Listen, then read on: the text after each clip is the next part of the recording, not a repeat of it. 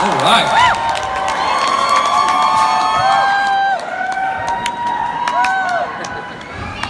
I was just thinking actually about that time, you know, when I was up here as a student, and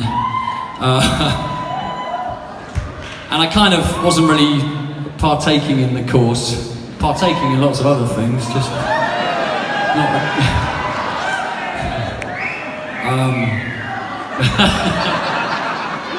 Why a wolf whistle? That's but I remember, you know, it was all right for Tim and for Richard. They'd already done their degrees and they were just, you know, killing time down in London.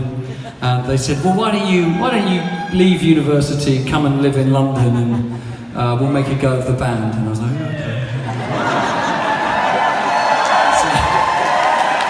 So we all lived in this flat in London, and actually Richard didn't, but he was too sensible for that.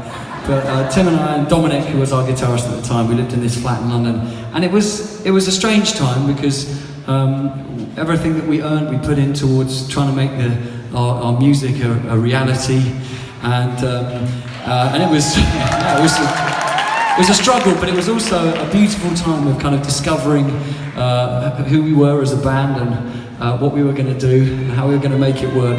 And I remember I was so shit with girls at the time. At the time? Not now.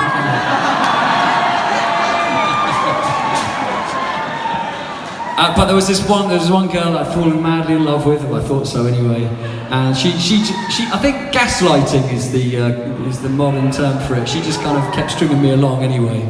And then I remember once getting back from this night where she'd not turned up, and I committed the only act of vandalism I've ever committed in my life, which was kicking a bus stop. Thank you. Thank you very much. I came off worse than the bus stop as well.